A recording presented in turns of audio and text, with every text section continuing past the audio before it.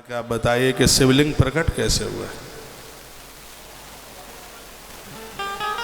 वो सुन लें, शिवपिंडी कैसे प्रकट हुई।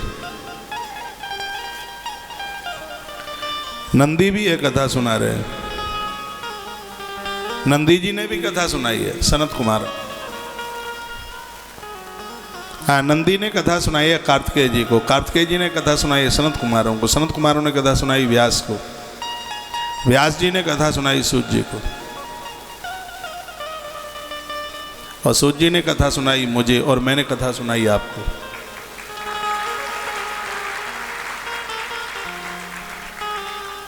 और ऐसे ही ऐसे कथा आज मृत्यु लोक में।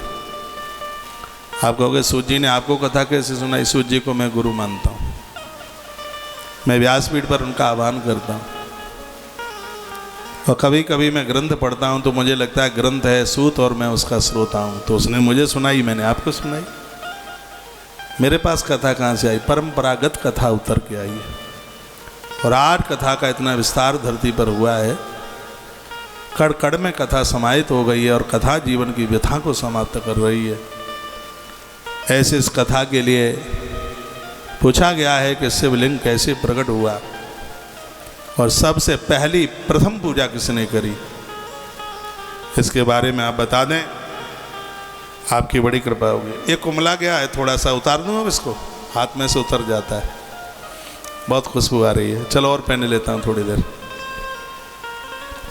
पुरा कदाचिद योगींद्र विष्णुरा विषधरासना सुस्वाप परया भूत्मा स्वान गैरपि संवृतः। बात उस समय की थी, भगवान क्षीर सागर में सो रहे थे। भगवान नारायण शयन में थे तो उस समय उनकी नाभि से कमल, सोने का कमल निकला, स्वर्णिम कमल निकला, उसमें स्वर्णिम, स्वर्ण पदम यानी सोने का कमल निकला, भगवान की नाभि से निकला। और उस कमल के ऊपर एक चार मुंह वाला देवता के विराजित हो गया, जिसको लोगों ने ब्रह्मा के नाम से जाना। ब्रह्मा ने चारों तरफ देखा तो उनके चार मुख बन के तैयार हो गए। और ब्रह्मा जी ने सोचा कि मैं आया कहाँ से हूँ, और इस बात का पता लगाने के लिए वो कमल की डंठल में चले गए। बाहर निकल करके आए तो उनको भगवान नारायण के ऊपर दृष्टि पड़ी और वो नारायण के पास ब्रह्मा जी पहुँचे।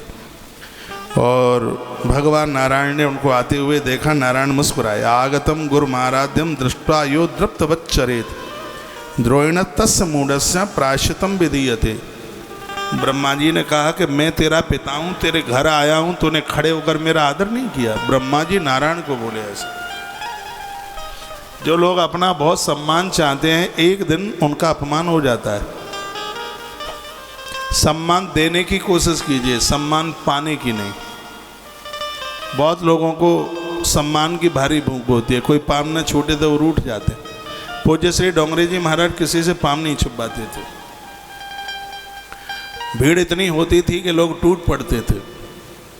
वॉलंटियर कार्यकर्ता लोग इतना ध्यान रखते थे कि पूज्य डोंगरे जी महाराज के कोई चरण न छू ले। जब कोई उनके कोई चरण छू लेता, पूरा जीवन भर वो दलिया दूध के संग खाते रहे। वो दलिया ही लेते थे, बस दलिया खा करके ही उन्होंने अपना जीवन पूरा किया। दूध में दलिया मिला के, यही उनकी खुराक थी।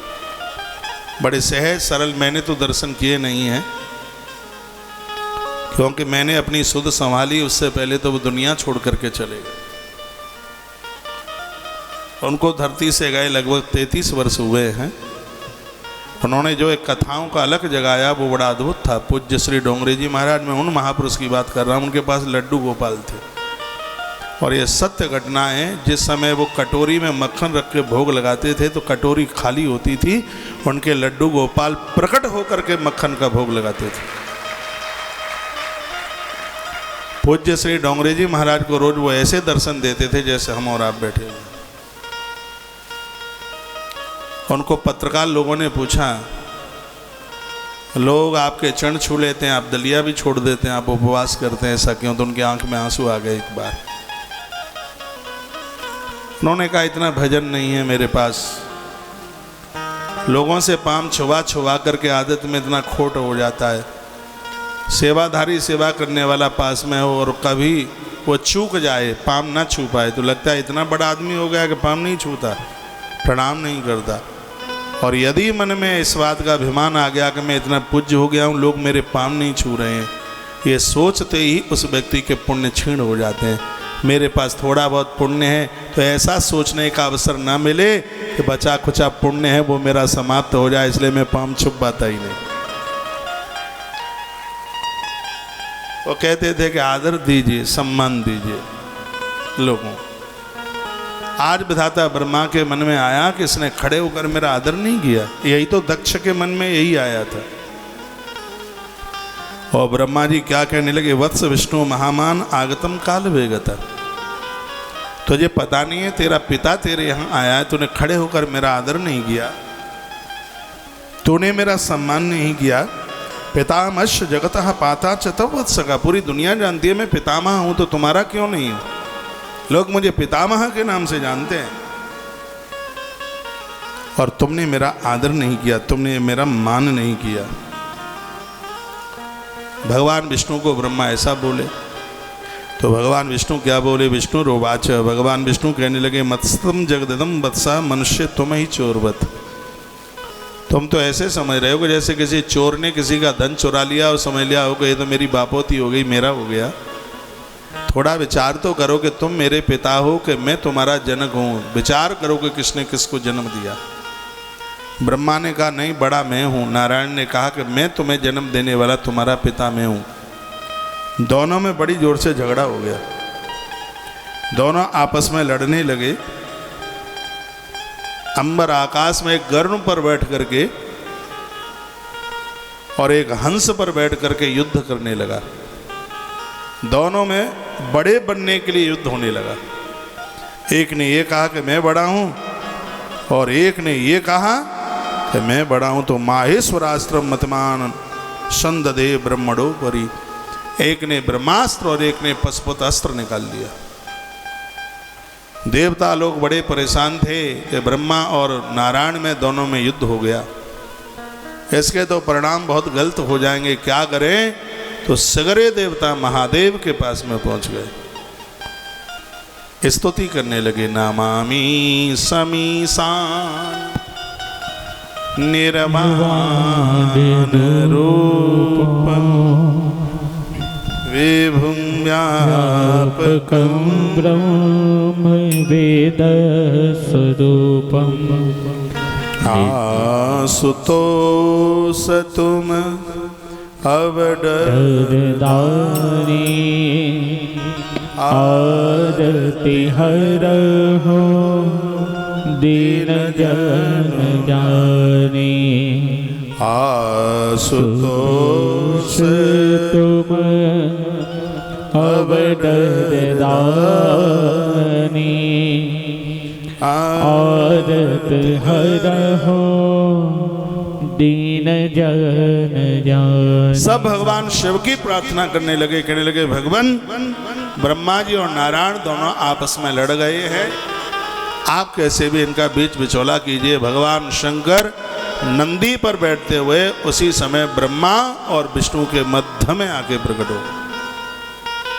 भगवान महादेव दोनों को रोकने लगे तो बिचौलिया में भी कभी कभी महाराज थप्पड़ पड़ जाते हैं। अब ब्रह्मा जी को जैसे ही पकड़े तो ब्रह्मा जी को जोर आवे, छोड़ दो इसको, देख करके रहूंगा। और भगवान विष्णु को पकड़े तो विष्णु ने कहा इसकी हिम्मत कैसे बनी कि छोकरा मेरा और मेरा बाप बनता, छोड़ दो मुझे।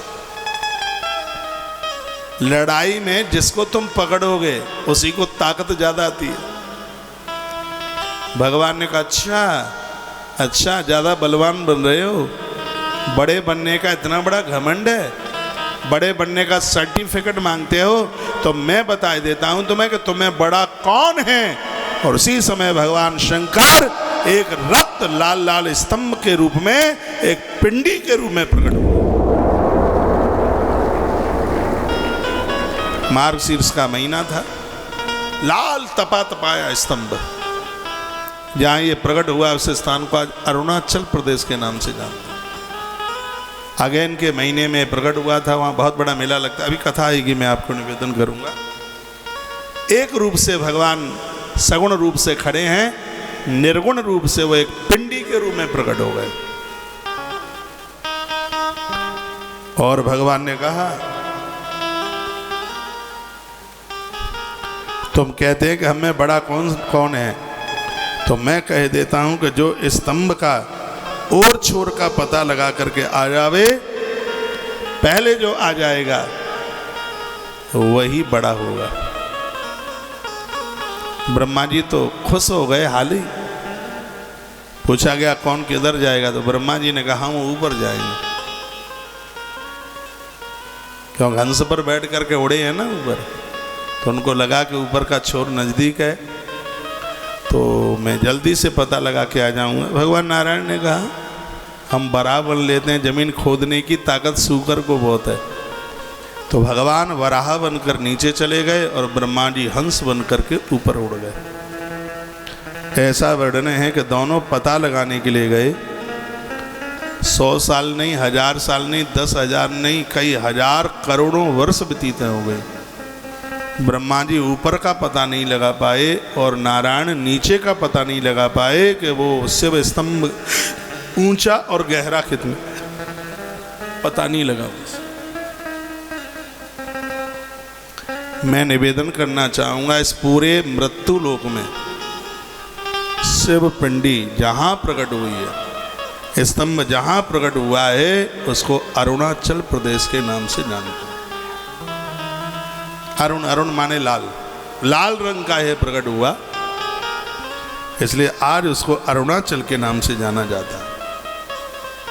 भगवान नारायण को जब करोड़ों वर्ष हो गई और नीचे के छोर का पता नहीं लग रहा था, तो भगवान विष्णु को लगा हो ये तो बहुत बड़ी गलती हो गई, ये तो पिंडी साक्षात शिव स्वरूप है, तो शंकर का और छोर कहाँ होगा, जिसका जन्म ही नहीं है, जिसका प्रारंभ नहीं, तो उसका समापन कहाँ होगा।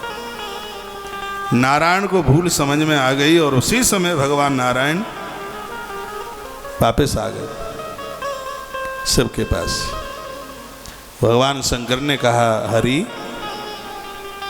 लगता है पता लगा के आ गए क्या। भगवान श्रीमन नारायण रो पड़े। उन्होंने कहा भगवान मुझे अपराधी को क्षमा कर दीजिए, मैं आपका पता लगाने के लिए गया, भगवान आपका तो प्रारंभ ही नहीं, तो आपका समापन कहाँ होगा। आप आदि नहीं, आप अनादि हैं, आप अंत नहीं, आप तो अनंत हैं। कौन आपके और छोर का पता लगा सकता है। भगवान मैंने धृष्टता की है, भूल मेरी समझ में आ गई है, मैं वापस आ गया हूँ, मुझे क्षमा कर दीजिए। भगवान ईश्वर शंकर बोले वत्स प्रश्नोस्मि हरे यतस्त्व ईश्वस्मिक्षण नपि सत्य वाक्यम। हे हरि, तुमने सत्य वचन सत्य वाक बोले हैं, इसलिए मेरा वरदान है धरती पर तुम्हारे अनेक अनेक अवतार होंगे। भगवान शंकर ने कहा जो उन अवतारों की पूजा करेगा उसकी मौत में बिगड़ने नहीं दूंगा, ये मैं दावा करता हूँ। ये भगवान शंकर के शब्द थे।